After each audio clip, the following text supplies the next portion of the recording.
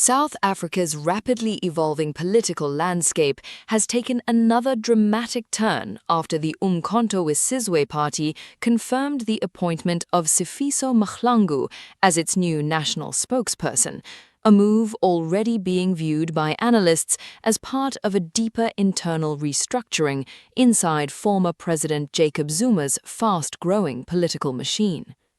The appointment follows the sudden departure of former spokesperson Lamulo Ndlela, who stepped down both as the party's national spokesperson and as an MK Party Member of Parliament. And politically, the timing could not be more sensitive. Because the MK Party is entering one of the most critical periods since its explosive rise reshaped South African politics during the 2024 elections. Now, with local government elections approaching and coalition tensions growing nationally, the party is attempting to stabilize its internal structures while expanding its influence beyond KwaZulu-Natal. And communication control is becoming central to that strategy. In an official statement, the MK Party described the appointment as part of efforts to strengthen the party's national communication machinery and sharpen its public messaging ahead of upcoming political battles. Party insiders say the leadership wants a more disciplined, aggressive, and nationally coordinated media operation as the MK Party prepares for what could become a brutal local election campaign against the ANC, DA, and EFF. Because the MK Party has also faced growing criticism over its internal instability, leadership tensions, and organizational uncertainty, over recent months, multiple senior figures linked to the party have either exited publicly, been removed from positions, or become involved in internal disputes that spilled into public view.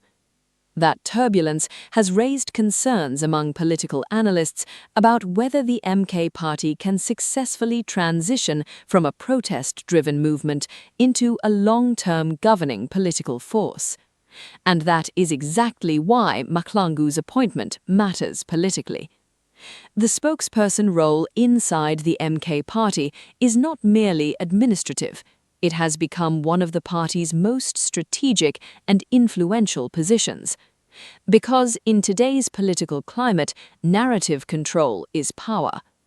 The MK Party has built much of its national momentum through emotionally charged messaging focused on economic frustration, anti-establishment politics, Zulu nationalism, dissatisfaction with the ANC leadership under Cyril Ramaphosa, and growing public anger over unemployment, corruption, and service delivery collapse. That messaging strategy helped the party become one of the biggest political shocks in democratic South African history.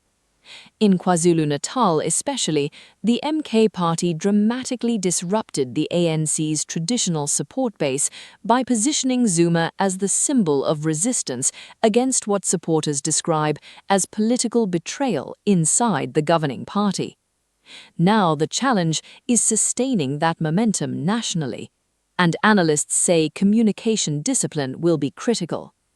Mahlangu enters the role during a period where the MK Party is attempting to evolve from a personality-driven insurgency into a fully operational national oppositional structure. The party is aggressively targeting municipalities across KwaZulu-Natal ahead of local elections, including strategic economic hubs such as eThekwini, Umsunduzi, and Umhlathuze. Senior MK leaders have repeatedly stated that controlling municipalities is essential for proving the party can govern beyond protest politics. But internal unity remains one of the movement's biggest vulnerabilities. Political observers say the departure of Lamulo Ndlela has triggered speculation about deeper tensions inside the leadership structures, although the MK Party publicly insists the transition was orderly and organizational. Some insiders believe the reshuffle reflects Zuma's broader efforts to tighten political discipline inside the movement as national scrutiny intensifies. Others argue it may signal preparations for a much more aggressive political communication strategy moving forward. And the stakes are rising fast. The MK party is no longer viewed as a fringe political experiment. It is now one of the most disruptive forces in South African politics. Its rapid electoral growth has already destabilized traditional ANC strongholds, complicated coalition politics, and reshaped national political calculations ahead of future elections. At the same time, the party continues facing criticism over its populist rhetoric, internal governance questions, and dependence on Zuma's political influence. Critics argued the movement still lacks coherent national policy structures beyond anti-ANC mobilization. Supporters strongly reject that narrative. They insist the MK party represents the political frustrations of millions of South Africans who feel abandoned by the ANC's post-apartheid leadership. And in many communities, especially in KwaZulu-Natal, Zuma's political influence remains extraordinarily powerful despite his legal battles and years of political controversy.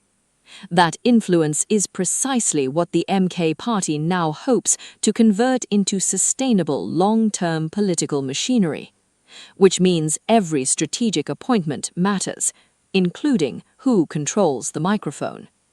Mahlangu now inherits one of the most politically volatile communication roles in South Africa. He will be responsible for defending the party during escalating attacks from opponents, managing national messaging during election season, and helping shape the MK party's identity as it attempts to expand nationally. And politically, the challenge will be enormous.